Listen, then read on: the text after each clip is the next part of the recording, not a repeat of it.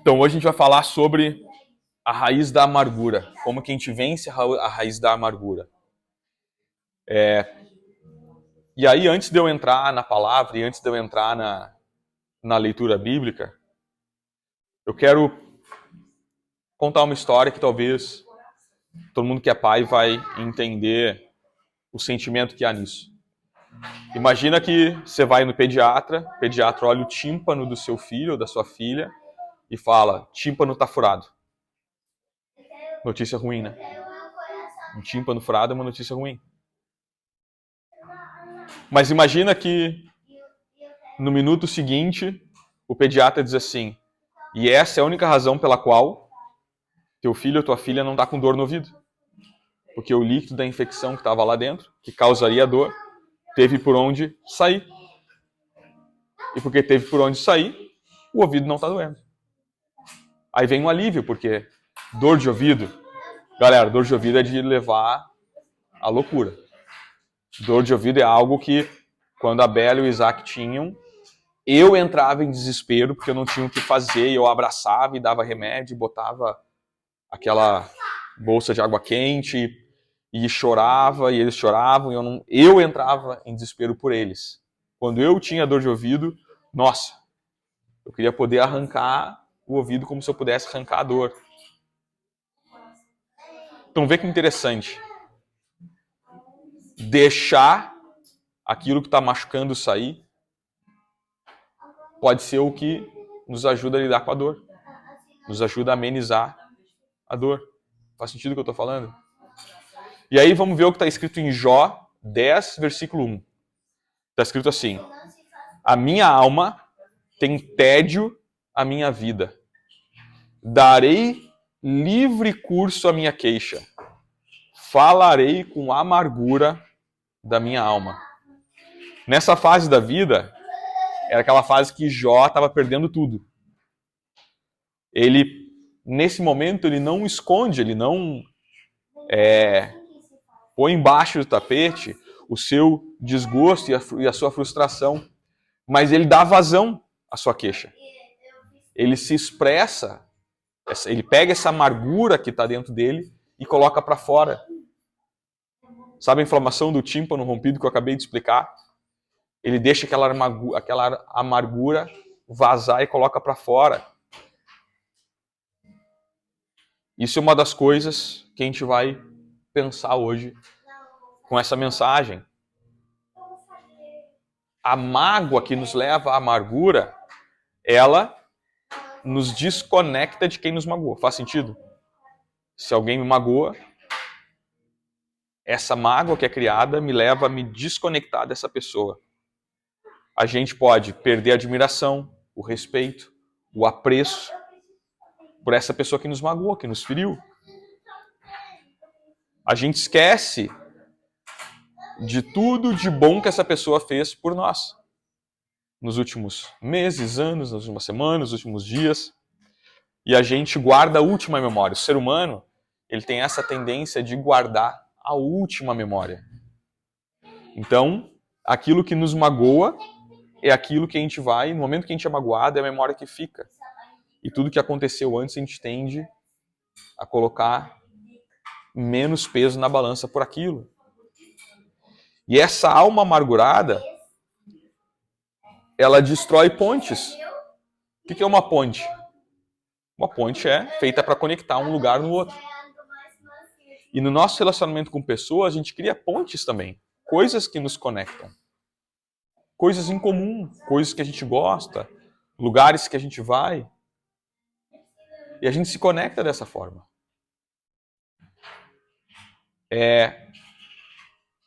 E essa mágoa, ela vem a derrubar essa ponte. Não tem mais conexão. A gente está ali bem pertinho do outro. Criou um buraco de 5 metros na ponte. A gente está bem pertinho. Mas esse pequeno buraco na ponte já não nos permite mais se conectar. A mágoa, ao invés disso, ao invés de criar ponte, ela cria muros. Cria muros. A gente tem 2 casais de amigos e lá no Brasil, eles compraram Essas duas famílias compraram umas casas lá num sítios e compraram um terreno na frente do outro, que faz muro, né? Um de costas pro outro, vamos dizer. Tem um muro que separa as casas deles. Sabe o que eles fizeram? Eles abriram uma porta no muro. Abriram uma porta. As crianças, então, vão de um pátio pro outro e brincam, e eles fazem churrasco. E a mágoa chaveia essa porta.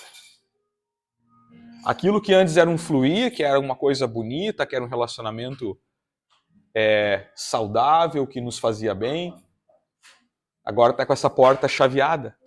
As crianças já não brincam. Não que aconteceu com eles.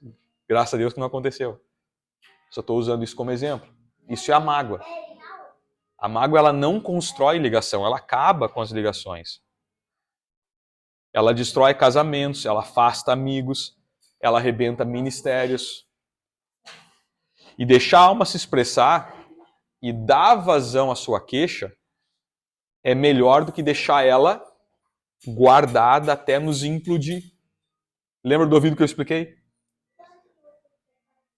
Para eu não romper com o meu tímpano, porque me parece ser ruim, a gente escuta falar que é ruim, um tímpano rompido.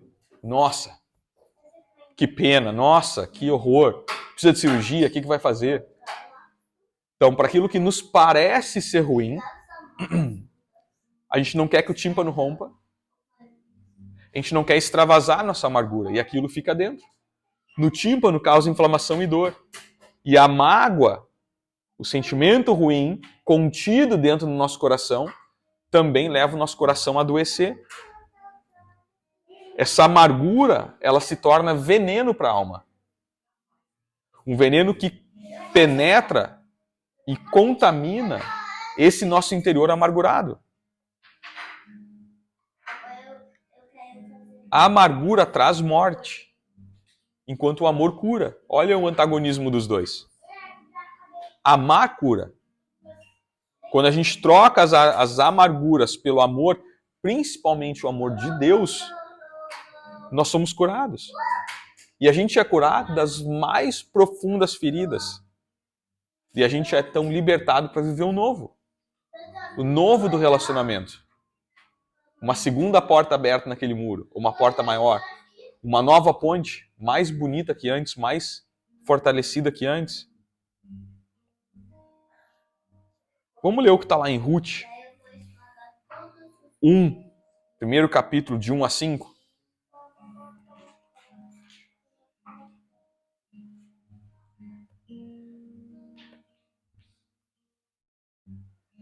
Lá em Ruth 1 a 5, está o seguinte. Quem quiser acompanhar no telão, vou estar até mais maior aqui, não sei se eu consigo. Não, eu não quis falar mais maior, eu atropelei as palavras. Eu não consigo colocar maior.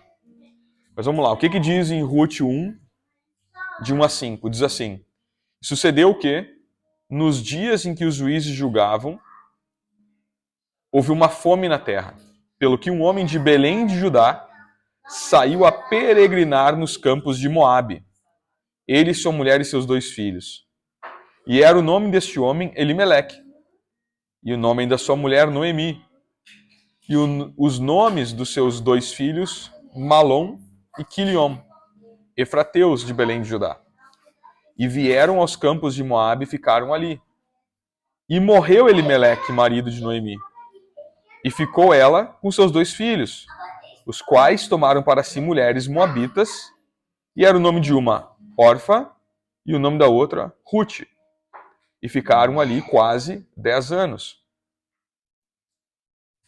E morreram também ambos, Malom e Quiliom, ficando assim esta mulher desamparada dos seus 2 filhos e de seu marido. E aí eu vou pular ali para o versículo 8.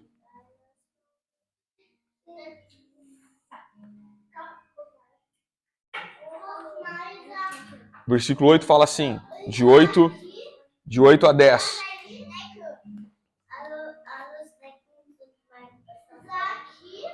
Disse Noemi às suas 2 noras: Ide, voltai cada uma à casa de sua mãe, e o Senhor use convosco de benevolência, como vós usastes com os falecidos e comigo.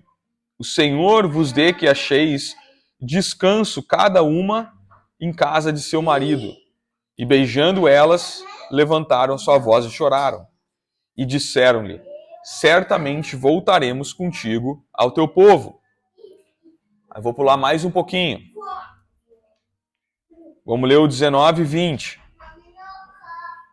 Assim, pois, foram-se ambas, até que chegaram a Belém. E sucedeu que, entrando elas em Belém, toda a cidade se comoveu por causa delas. E diziam: Não é esta Noemi? Porém, ela lhes dizia... Olha que forte esse versículo 20. Noemi respondia, né? Não me chameis Noemi, chamei-me Mara, porque grande amargura me tem dado o Todo-Poderoso. Olha que forte isso. Os motivos de Noemi nesse momento eram legítimos, todo mundo concorda, né? Imagina uma mãe que não só perde o marido e perde os filhos. Vamos contextualizar. Naquela época, mulher que perdesse o marido ficava desamparada. Tinha que recorrer ao familiar mais próximo. Ela já tinha uma certa idade. Talvez já não tinha mais tantos familiares próximos. E quando um familiar tinha que absorver mais um membro na família, isso podia significar um impacto financeiro, menos comida. Então ninguém absorvia uma viúva com alegria. Então ela estava passando um momento muito difícil, porque ela perdeu o marido. Mais que isso, ela perdeu os filhos. Então é uma mulher que está desamparada, não tem para onde correr, e passa pela maior dor que um ser humano pode passar, que é a perda de um filho. E ela não perdeu um, ela perdeu 2. Então, os motivos dela para se sentir triste, para estar com aquela amargura, eram legítimos. E sabe o que era mais legítimo ainda? Porque quando ela sai de Belém, ela é uma família de classe média alta. Ela sai próspera de Belém. A gente vai ler depois como que ela descreve isso. Ela sai de lá próspera. E aí, ela tem uma família abastada, um marido bem-sucedido. Agora ela está desamparada, sem saber como ela ia viver. Só que Noemi escolhe carregar essa amargura da perda, a ponto de mudar o seu nome para Mara. Olha que loucura isso. Ela mesma mudou o seu nome para que chamassem ela de uma coisa que significava amargura. A raiz da amargura era o sentimento de ela estar sendo esmagada pelo próprio Deus. Veja que interessante. A raiz da amargura era o sentimento de estar sendo esmagada por Deus. Porque é isso que ela fala. Sentimento, não que ela estava sendo. Quer ver como a gente pode falar que ela era uma família de classe média? Olha o que fala lá no versículo 21. Aqui tem uma tradução, aqui tem outra, para a gente entender o contexto. Na minha tradução aqui na Bíblia fala: cheia parti, porém vazia o Senhor me fez tornar. Na outra tradução, diz assim: ditosa eu parti, porém o Senhor me fez voltar pobre. Pois o Senhor testifica contra mim, e o Todo-Poderoso me tem afligido tanto. Então, de novo, os sentimentos eram legítimos. Eu já expliquei outras vezes aqui, não tem problema a gente se sentir triste, se sentir pressionado. O sentimento é natural da nossa natureza. A diferença é que ela acredita que os males sofridos... Ela acredita que os males sofridos a Deus. E ela começa a guardar as mágoas do próprio Deus no seu coração e seu interior. Qual que é a diferença dela para Jó? Ela guarda, diz que a culpa é de Deus e guarda aquilo a ponto de falar: me chama de amargurada, porque Deus está acabando comigo. O que Jó fala? Jó extravasa, ele fala: eu vou falar, eu vou colocar para fora a minha amargura. E o que ele fala? Deus me colocou nesse mundo, me deu tudo que eu tenho, Ele pode tirar tudo que eu tenho e me tirar desse mundo. Entende a diferença de comportamento? Uma guarda para si. O outro deixa extravasar. A que guarda para si, essa amargura faz com que ela reclame de Deus. Aquele que extravasa não deixa que essa amargura crie raiz e não testemunha contra o seu próprio Deus.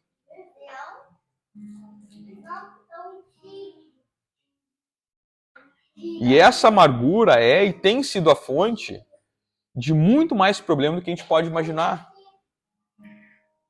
O principal é porque a amargura nos afasta de Deus. Seja a amargura que eu criei contra Deus ou contra o meu próximo, a gente vai ver isso nessa palavra. Hebreus 12 e 15 diz assim: atentando diligentemente, porque ninguém seja faltoso, separando-se da graça de Deus, nem haja alguma raiz de amargura que, brotando, vos perturbe, e por meio dela, muitos sejam contaminados.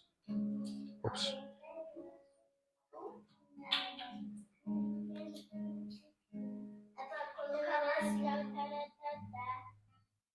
Aí. A raiz da amargura, ela afasta o homem da graça de Deus. Ela se torna uma fonte de problema e aflição constante pela alma. E aí vocês já vão entender por quê se torna uma fonte de problema e aflição constante pela alma. Ela produz ódio, ela destrói relacionamento. A amargura, ela chega a ser uma tortura para o nosso emocional e psicológico.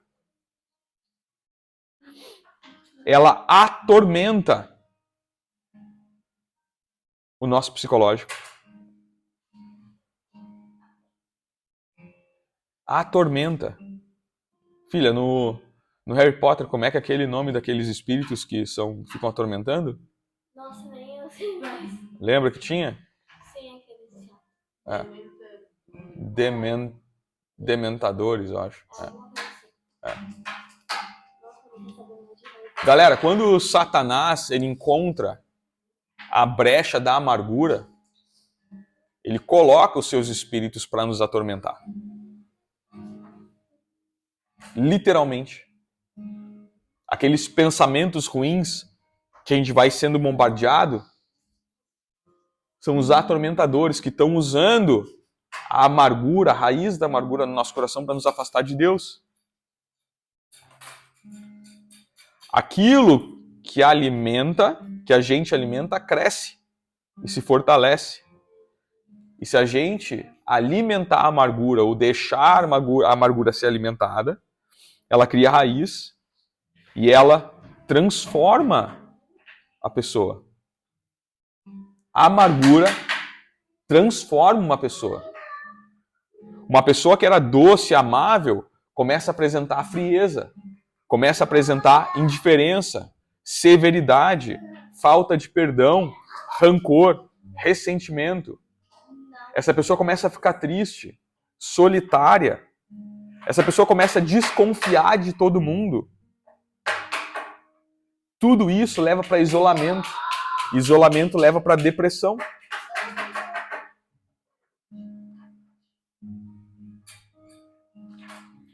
O amargurado transparece a sua amargura em sua fala. Dá para ver, né? Pela fala de alguém quem tem amargura.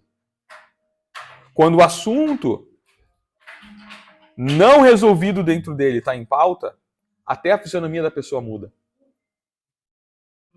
E eu dou meu próprio testemunho. No meu ambiente de trabalho, tempos atrás,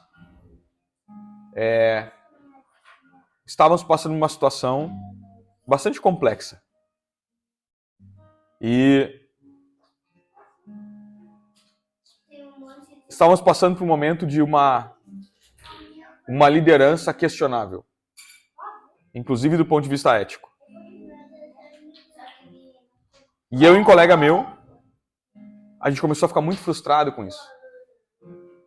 Porque a gente é muito honesto, muito dedicado, muito entregue ao trabalho. E a gente começou a ficar frustrado com algumas coisas que a gente começou a observar numa certa liderança.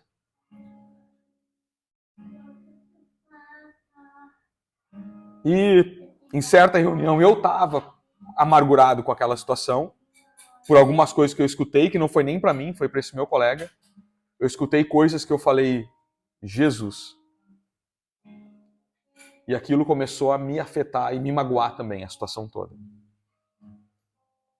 E eu fiquei muito amargurado com aquela liderança. Estou tratando meu coração até hoje, porque até hoje eu tenho um pouco de amargura. E essa pessoa nesse cargo de liderança, uma vez uma reunião que era só nós dois, me disse assim, Vinícius, reunião passada, todo mundo percebeu no teu semblante que tu não estava feliz. Você não falou nada, você não, verbalmente, você não deixou nada transparecer, você trabalhou, você contribuiu, você conversou, mas o seu semblante estava transformado e todo mundo percebeu. Aconteceu alguma coisa? Ali eu nem quis colocar para fora, como Jó. Eu guardei para mim. Isso criou raiz de amargura que eu tenho até hoje. Então a amargura, ela inclusive transforma o semblante da pessoa. Quando você toca naquele assunto que é a mágoa que a pessoa tem, aquele assunto não resolvido, dá para ver que as feições da pessoa mudam, sim ou não? Por quê? São as feridas, a gente toca na ferida. Outra coisa interessante é que o amargurado ele tem facilidade de atrair outros com as mesmas lamentações e feridas. Eu e esse meu colega até hoje, que a gente passou por umas situações no ambiente de trabalho, a gente se fala às vezes, a gente só se liga, a gente vê que os dois estão lá online, disponível, a gente se liga e só bota nossa amargura para fora. A Gil já viu isso acontecer. E aí, a gente percebeu, eu percebi, que outras pessoas que estavam com sentimentos parecidos começaram a nos procurar. Que a gente falava da nossa amargura um para o outro, daqui a pouco numa reunião escapava uma palavra, um comentário e tal. As pessoas começaram a nos procurar com o mesmo tipo de decepção, de frustração, de amargura. Então a amargura atrai. Isso não é bom, galera. Não estou falando que o que está acontecendo, que pessoas vieram nos procurar é bom. Não é. A amargura, ela atrai pessoas com lamentações e feridas semelhantes. Por que isso não é bom? Porque uma pessoa amargurada contamina a outra. A gente tinha que se juntar para se curar, não para retroalimentar esse sistema de contaminação. É como uma laranja podre dentro de um saco. A gente tem que tirar elas. E não pegar o resto de laranja podre e colocar no mesmo saco. Ela vai contaminar, o amargurado vai contaminar os outros. Até que os outros venham aderir à sua própria causa. E eu vejo isso acontecer no meu ambiente de trabalho e em outros ambientes. O amargurado, ele começa a atrair outras pessoas para que venham aderir à sua causa. E aquilo que era para ser uma fruteira linda, vira uma fruteira cheia de fruta podre. O preço da amargura é alto. Nenhum de nós consegue ingerir o veneno da amargura e continuar vivo. A gente começa a morrer. se a gente ingerir o veneno da amargura, a gente começa a morrer. Ela vai construir muros ao redor do amargurado. Ela vai isolar o amargurado de pessoas. Porque o amargurado começa a desconfiar de tudo e de todos. Por quê? Porque ele não quer ser ferido, ele tem medo de passar por tudo aquilo de novo. Pela frustração, pela mágoa, pelo abuso, aquele machucado que causou na alma, no corpo, nos sentimentos, no coração. No fim, ele se fecha dentro de si e a solidão começa a dominar o amargurado. Aí eu estou rodeado de pessoas que estão isoladas nos seus problemas e ninguém se ajuda, a gente só se afunda. O amargurado só se afunda. Vocês já perceberam que... Já viram o pessoal caçando caranguejo? Existe uma máxima que diz que não precisa colocar tampa no balde do caranguejo. Já ouviram falar sobre isso? Por quê? Exato. Um fica puxando o outro para baixo. Isso é o amargurado. O caranguejo está ali, foi caçado, vai ser frito, vai ser cozido, vai virar comida. E o balde está aberto. Não tem tampa. Não tem nada que impeça ele de sair e voltar para o mar. Só como ele foi se aproximando e se rodeando por outros amargurados, um amargurado fica puxando o outro para baixo. E todo mundo morre no balde. Eles conseguem escalar o balde para sair, mas um puxa o outro.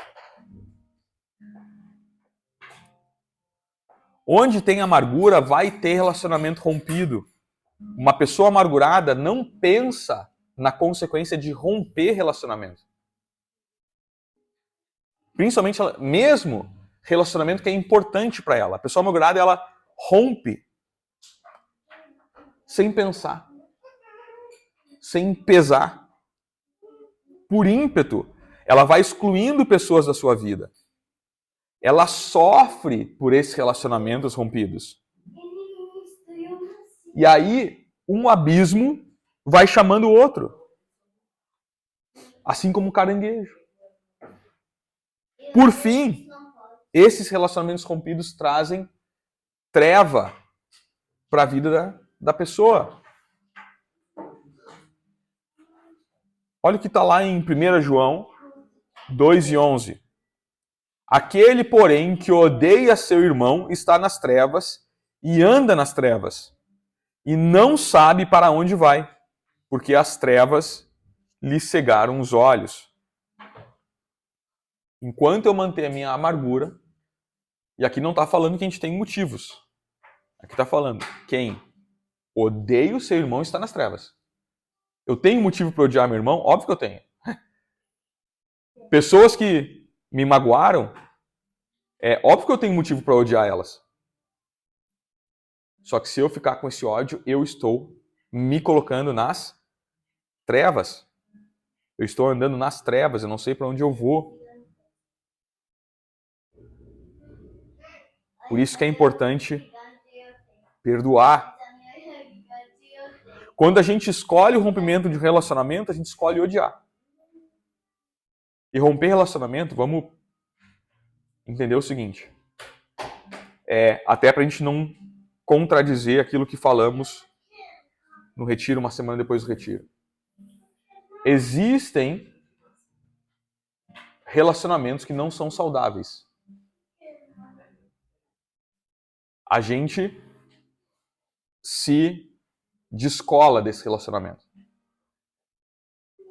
Não significa que eu rompo com a pessoa a ponto de dizer: eu te odeio, eu não quero mais falar contigo.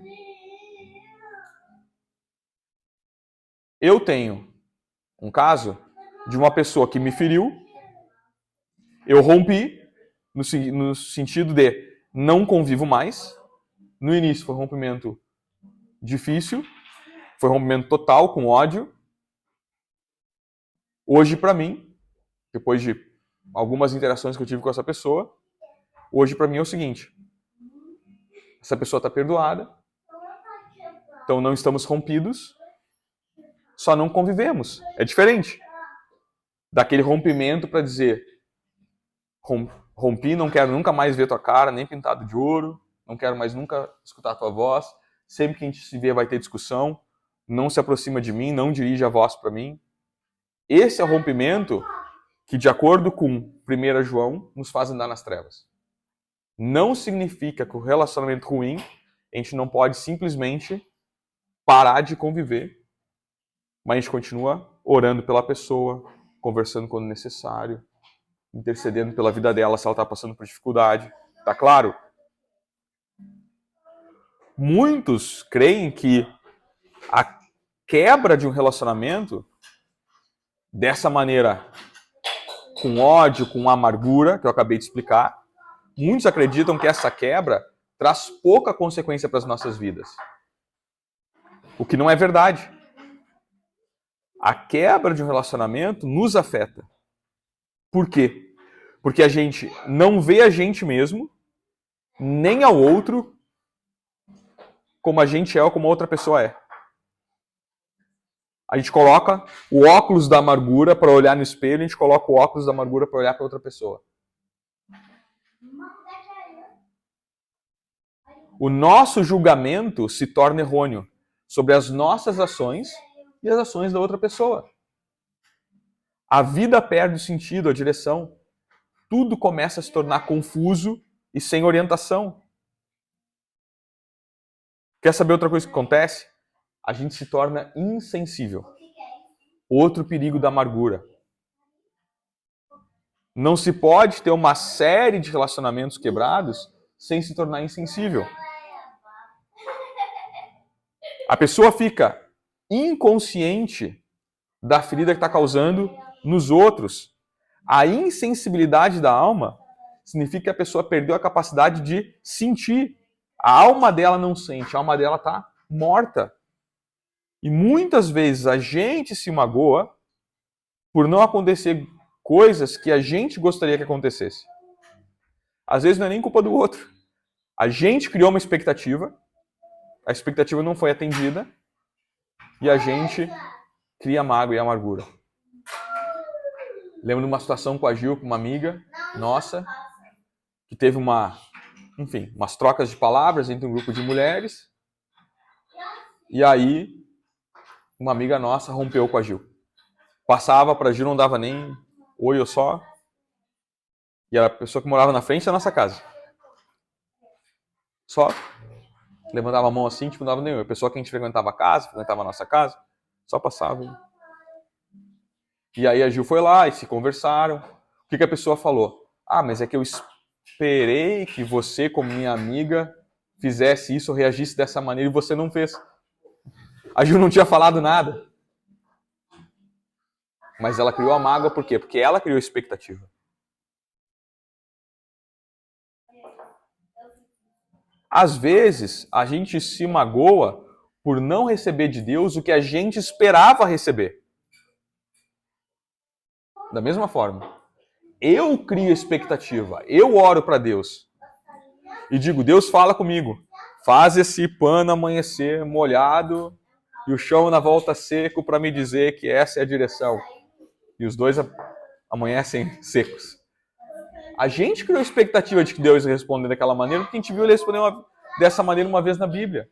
Mas foi a gente que criou expectativa, não foi Deus que disse que ia fazer, ou que não ia fazer, ou que simplesmente não escutou. Aí a gente se magoa com Deus. E secretamente a gente se torna amargurado com Ele. A gente que é crente, talvez não vai se desviar. Porque a gente entende que a gente precisa estar com Deus. Mas a gente pode formar frases do tipo, Deus não me ouviu, Ele não se importa, como é que Ele me deixou passar por isso? Ele poderia ter intervido. E se Ele tivesse intervido, eu não estaria sentindo essa dor. Eu não estaria passando por essa perda que está me dilacerando. Que é exatamente o que a gente vê lá em Ruth 1:13. Todos nós, galera, enfrentamos adversidades. A gente sofre com perdas e frustrações. Mas a gente nunca pode esquecer que Deus é bom. Ele não é responsável pelo mal que está no mundo. A gente pode fazer uma célula só disso. Jó, mesmo perdendo tudo, ele não acusa Deus de ser injusto. Ele espera pacientemente por sua recuperação. Ele se recusou a ficar amargurado. Foi o primeiro versículo que eu li. Ele se recusou. Ele fala, eu vou deixar minha alma amargurada falar. Ele se recusa a ficar com a amargura dentro de si. Ele fala, mas sem colocar a culpa em Deus. E foi por isso que ele foi restituído por tudo que ele perdeu em dobro. A amargura para com Deus vai nos destruir. Ele não é nosso inimigo. Por mais difícil que seja a gente esperar, a gente tem que lembrar que dele vem a salvação. Salmo 27:14. Então que a gente ouça a palavra, a gente deixe ela entrar no nosso coração, amém? Olha o que está lá em Salmos 40, de 1-3. Esperei confiantemente pelo Senhor. Ele se inclinou para mim e me ouviu quando clamei por socorro. Tirou-me do poço de perdição, de um tremedal de lama. Colocou-me os pés sobre uma rocha e me firmou os passos. E me pôs nos lábios um novo cântico, um hino de louvor ao nosso Deus. Há um caminho para ser livre dos efeitos nefastos da amargura. Que caminho é esse? Mateus 18:27. E o Senhor daquele servo, compadecendo-se, mandou-o embora e perdoou-lhe a dívida. Lembra dessa parábola? Um que perdoa e o servo não perdoa do seu conservo. Era direito daquele senhor lançar o servo na prisão. Porém, ele escolhe perdoar e libertar. E o perdoar aqui é um perdoar mais completo. O significado dessa palavra no original é o significado mais completo. Quer dizer, eu te perdoo, eu te libero, você não tem mais nenhum tipo de dívida comigo. Não é eu te perdoo, mas continua me devendo, tá? Eu até te perdoo que você atrasou o pagamento, mas me paga mês que vem, então. Não. Esse perdoar aqui, essa palavra, a raiz da palavra está falando, eu te perdoo e você está livre de qualquer dívida comigo.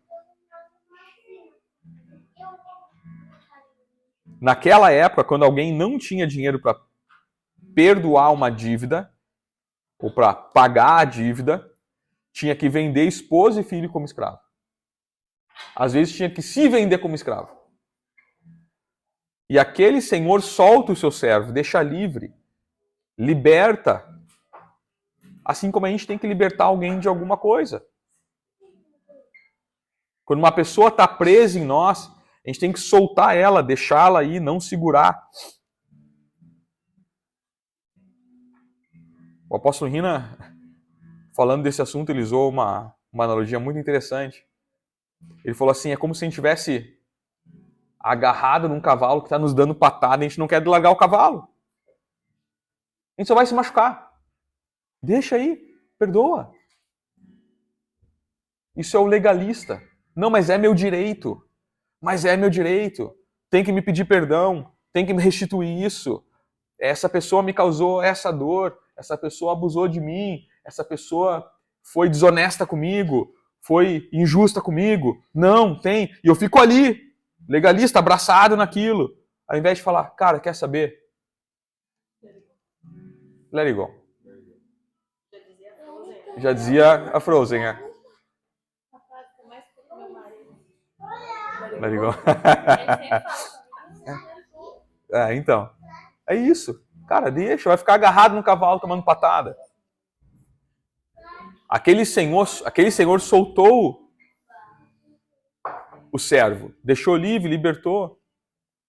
Ele perdoou a dívida e não guardou nenhum ressentimento com aquele homem. Pessoas atormentadas por não conseguirem liberar o perdão, são atormentadas por não conseguirem liberar o perdão para quem os feriu. Sabe por quê? Uma das razões que a gente precisa vencer o orgulho. E, cara, orgulho é um sentimento forte dentro da gente. Que coisa desgraçada que é o orgulho.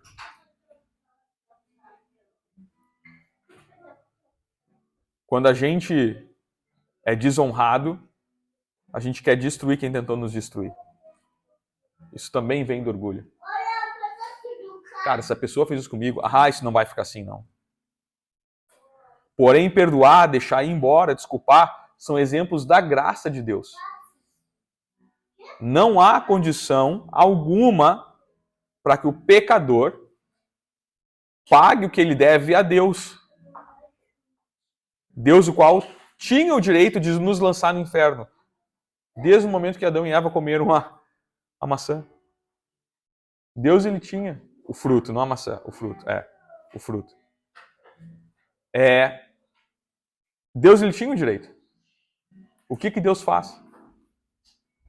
Imagina se Deus fosse ficar amargurado com a humanidade.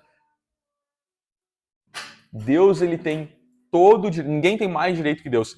Ele viu desde o dia 1 do mundo até o dia de hoje, dia 20 de abril de 2024, ele viu desde o dia 1 do mundo até o dia de hoje, toda a maldade da humanidade. Ele poderia ter ficado amargurado com a gente. O que ele fez? Manda o Filho para morrer na cruz por nós. Ele responde com misericórdia, perdão, à humanidade e também individualmente a cada um de nós que se aproxima dele. Ele coloca o pecador diante de si como justo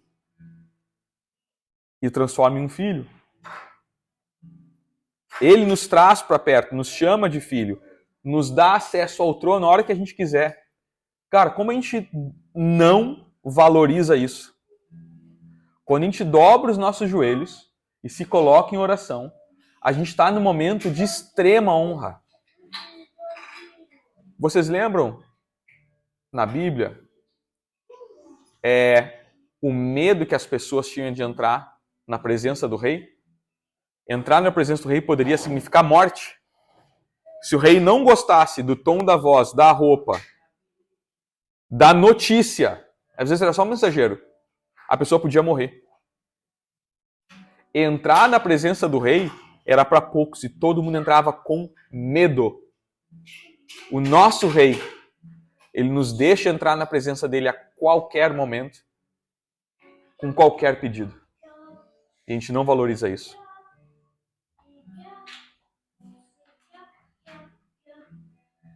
Ele demonstrou misericórdia com a gente, ele nos dá acesso ao trono na hora que a gente quiser.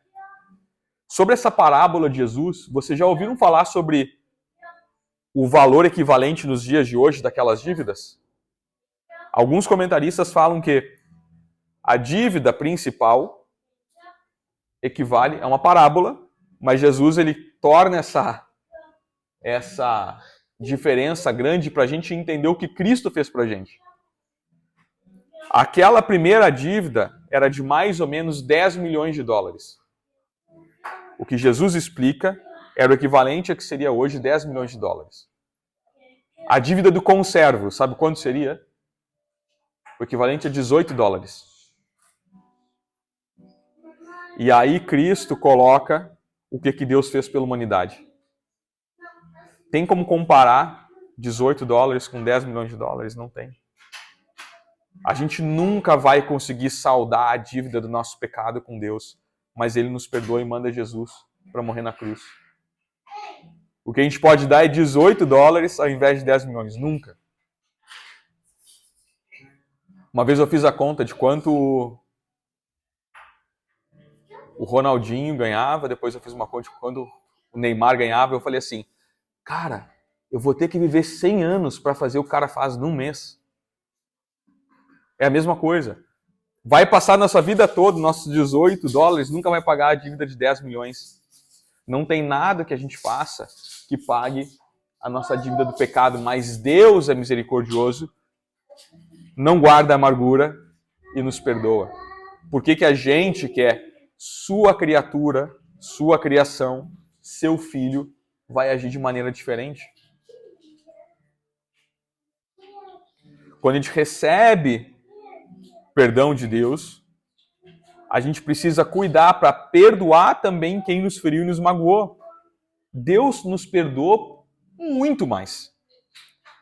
O amor de Deus nos impele a agir com amor e nos impele a perdoar. Olha o que está lá em Mateus 18, 34 e 35. Indignando-se o seu senhor, o entregou aos verdugos, até que lhe pagasse toda a dívida. Assim também, meu Pai Celeste vos fará, se do íntimo não perdoares a cada irmão. E esses verdugos eram atormentadores, que eu expliquei antes.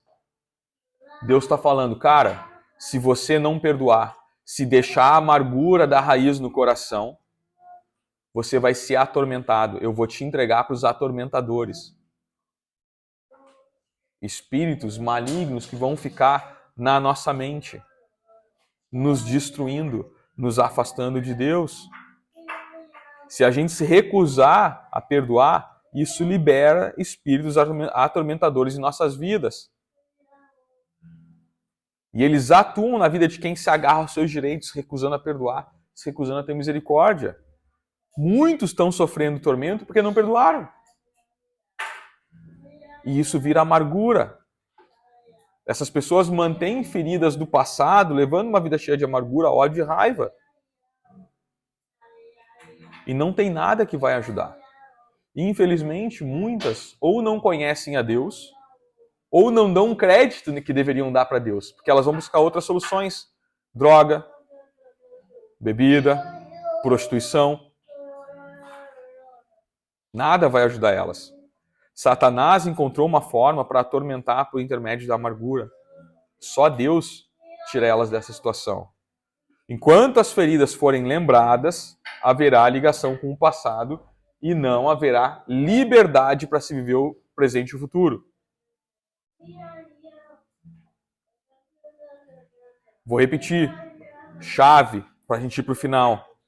Enquanto as feridas forem lembradas, haverá ligação com o passado e não haverá liberdade para se viver o presente e o futuro. Lucas 6 e 37. Não julgueis e não sereis julgados. Não condeneis e não sereis condenados. Perdoai e sereis perdoados. É simples. Não tem muito segredo. Não precisa escrever um livro sobre isso. Quando a gente julga e condena os outros, a gente vai ser julgado com esses mesmos critérios. Uma coisa para cada um pensar. Você gostaria que Deus julgasse você da mesma maneira que você julgou quem te magoou? Pensa nisso.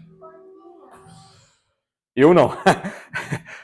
Eu posso falar para vocês. A maneira como eu julguei quem me magoou, eu não queria que Deus me julgasse daquela forma. Só que eu vou ser se eu não perdoar. Falamos sobre esse veneno da amargura nos nossos corações. O que a gente faz, Vinícius, em relação a isso? A gente quer ver Jesus sendo formado em nosso interior, sim ou não? E o perdão é um princípio. Quando a gente perdoa alguém, Deus cura a ferida que surgiu por intermédio dessa pessoa e Jesus começa a se formar dentro da gente. O primeiro passo é uma escolha que a gente faz. Depois disso, Deus está livre para ministrar cura em nossa alma. Aí ele começa a tirar a ferida, ele começa a expulsar a amargura, expulsar o ódio, e ele começa a preencher esse vazio no nosso coração com amor. Essa maravilhosa transformação só acontece quando a gente perdoa. Olha o que está lá em Hebreus 4, 15 e 16. Porque não temos sumo sacerdote que não possa compadecer-se das nossas fraquezas. Antes, foi ele tentado em todas as coisas. A nossa semelhança, mas sem pecado. Acheguemo-nos, portanto, confiadamente, junto ao trono da graça, a fim de recebermos misericórdia e acharmos graça para socorro em ocasião oportuna. A gente tem um sumo sacerdote que se compadece de nós, que passou pelas mesmas coisas. Ele morou aqui na Terra por 33 anos, sim ou não? As mesmas frustrações, as mesmas mágoas. Ele experimentou tudo, ele sabe do que ele está falando. Ele foi julgado. O ódio e a rejeição humana caíram sobre ele. Ele perdoa a humanidade e morre sendo rejeitado pelo próprio Deus. Isaías 53, 5. Mas ele foi transpassado pelas nossas transgressões e pelas nossas iniquidades. O castigo que nos traz a paz estava sobre ele, e pelas suas pisaduras fomos sarados. Galera, ele sofreu por nós. Nós fizemos Jesus sofrer. É nossa culpa o que Jesus passou na cruz, e eu descrevi em detalhes alguns dias atrás. É nossa culpa. O que Jesus fez? Nos perdoou. Ele foi ferido para que a gente fosse liberto. Ele foi castigado para que a gente tivesse paz. Ele sofreu por aqueles que choram. Um pouquinho adiante, lá no capítulo 61 e 3. E a pôr sobre os que em Sião estão de luto uma coroa em vez de cinzas, óleo de alegria em vez de pranto, vestes de louvor em vez de espírito angustiado, a fim que se chamem carvalhos de justiça, plantados pelo Senhor para a sua glória. Se a nossa vida fosse reduzida a cinzas, Deus seria capaz de recriar a beleza. Aos que choram, Ele vai alegrar. Aos que estão deprimidos, Ele coloca sobre os ombros um manto de louvor. Deus sempre vai prover para os filhos que se sentem abandonados, esquecidos, doentes, rejeitados, amargurados. Ele foi rejeitado para que a gente recebesse a cura. Então que a gente possa perdoar cada pessoa que nos ofendeu. Não importa se nos ofendeu hoje, não importa se nos ofendeu semana passada, não importa se nos ofendeu há 10, 20 ou há 30 anos atrás. Que a gente possa perdoar. E quer perdoar? Quer fazer direitinho? Dobra o teu joelho e verbaliza o nome dessa pessoa diante de Deus. Salmo 139, 23. Sonda-me, ó Deus, e conhece o meu coração. Prova-me e conhece meus pensamentos.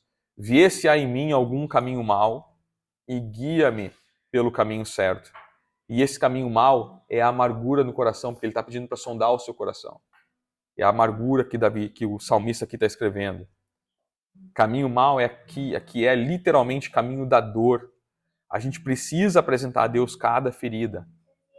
Mesmo aquelas que a gente vira o rosto. A Bela, quando ela tinha 2 anos, que ela caiu com queixo? Quando a Bela tinha 2 anos, estava na pracinha do condomínio, e aí ela caiu com o queixo no chão, abriu o queixo, quebrou.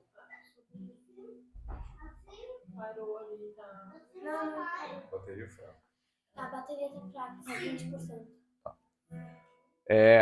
Aí a Bela caiu, abriu o queixo, quebrou o dente. E aí eu levei ela para o hospital, mais próximo.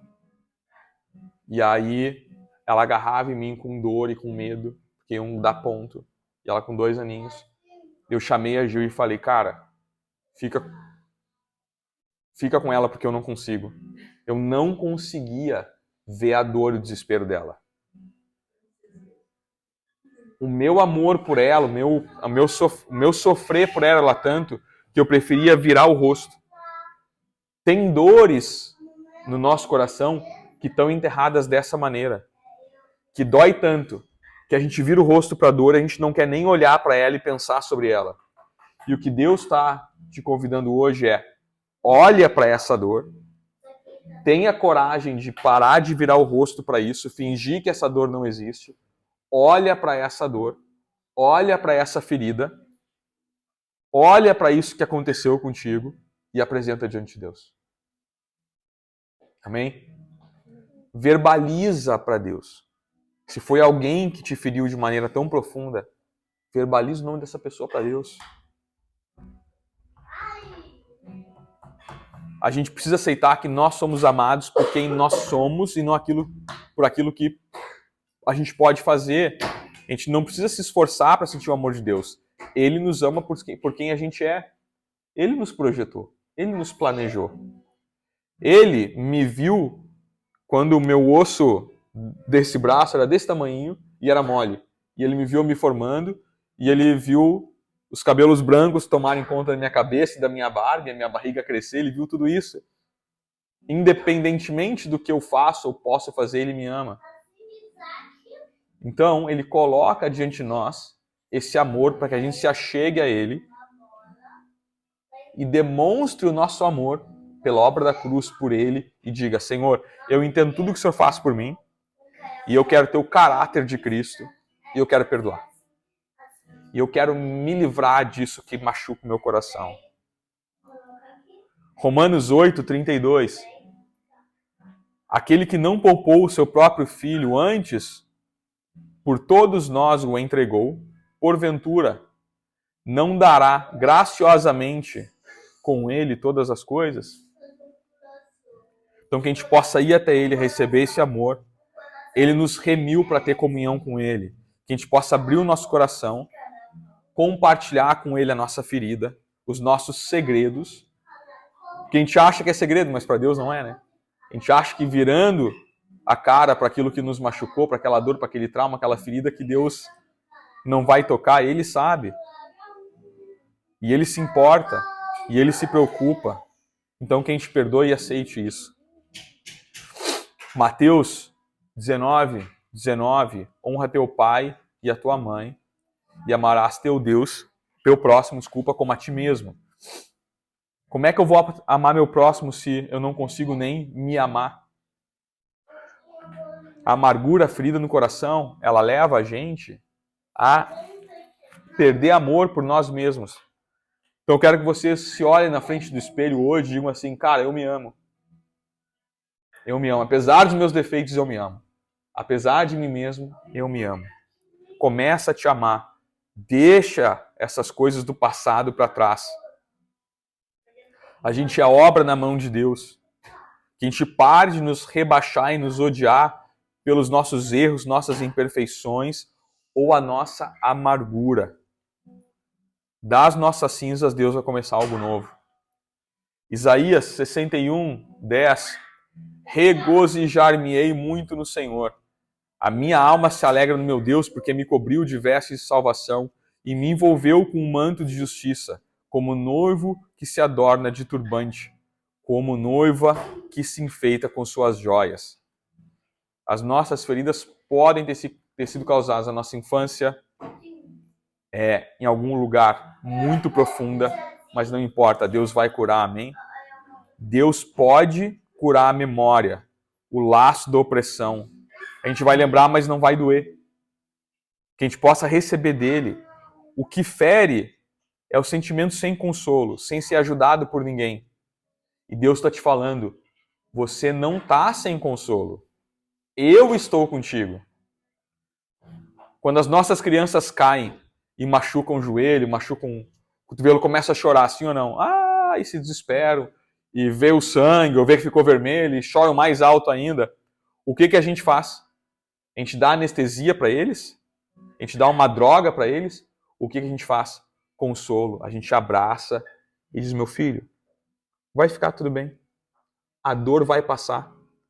A dor na criança diminui ou não diminui? Sem a gente colocar remédio nenhum. Quem de nós não entra no consultório do médico já se sentindo melhor? É isso que Deus está te dizendo.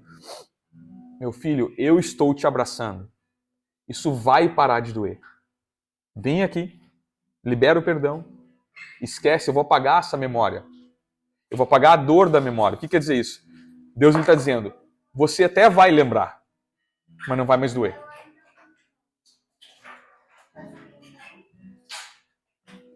O amor é mais forte que a dor. Quando se recebe o amor, a dor desaparece. Então que a gente deixe o amor de Deus encher a nossa alma. Que a gente deixe o amor de Deus nos ensinar a viver. Amém?